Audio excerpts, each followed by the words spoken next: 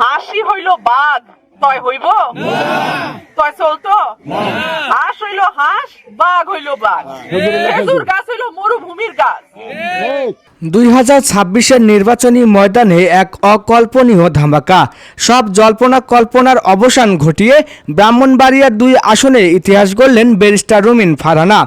দলের মনোনয়ন না পেয়ে স্বতন্ত্র প্রার্থী হিসেবে হাঁস মার্কা নিয়ে লড়েছিলেন তিনি। আর আজ সেই হাঁস মার্কাতেই বাজিমাত। কিন্তু বিজয়ী হয়েই একই করলেন রুমিন।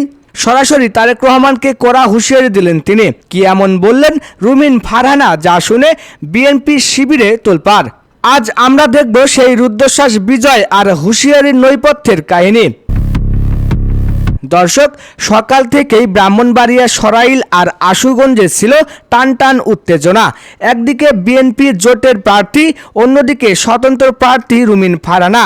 ধানের শীষের ভোট ব্যাংক নিজের দিকে টানতে রুমিন ব্যবহার করেছেন তার রাজনৈতিক প্রজ্ঞা আর বাবার আসন পুনরুদ্ধারের আবেগ। ব্যালট গণনা শেষে যখন দেখা গেল হাঁস মার্কা বিশাল ব্যবধানে জয়ী হয়েছে, তখন সরাইলের আকাশ বাতাস প্রকম্পিত হয়ে ওঠে স্লোগানে। বিশ্লেষকরা বলছেন, রুমিন ফারহানার এই জয় কেবল একজন ব্যক্তির জয় নয়, এটি দলের একগুঁয়ে সিদ্ধান্তের বিরুদ্ধে জনগণের এক নীরব প্রতিবাদ। কিন্তু বিজয়ের মালা গলায় দিয়েই রুমিন ফারহানা যেন এক অন্য রূপে আবির্ভূত হলেন।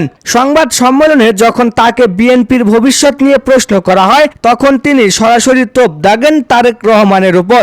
রুমিন ফারহানা বলেন, যারা ড্রয়িং রুমে বসে রাজনীতি নিয়ন্ত্রণ করতে চান তাদের দিন শেষ। জনগণের রায় ইগনোর করলে দল টেকানো যাবে না।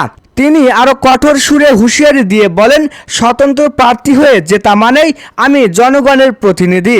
এখন আর কোনো ভুল সিদ্ধান্ত চাপিয়ে দেওয়া যাবে না। জাইমা রহমানের উপস্থিতিতে তারেক রহমানের প্রতি রুমিনের এই সরাসরি চ্যালেঞ্জ কি তবে বিএনপিতে বড় কোনো ভাঙ্গনের সুর? রুমিনের এই জয়ের খবরে নয়াপল্টনে বইছে মিশ্র প্রতিক্রিয়া।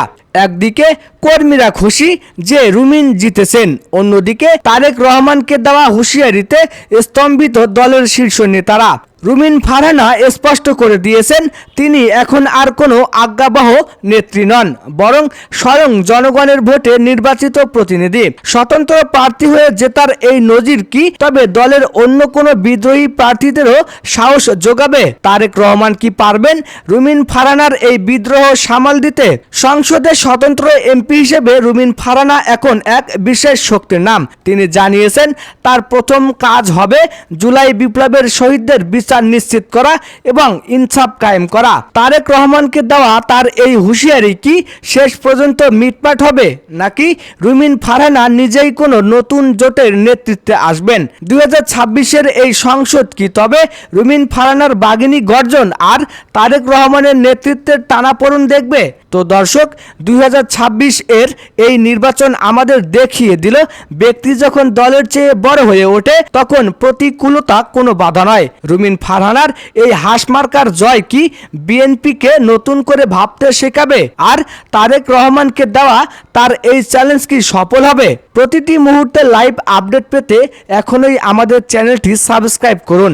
আপনার কি মনে হয়, রুমিন ফারহানার হুঁশিয়ারি কি যৌক্তিক? কমেন্টে জানান। আল্লাহ হাফেজ।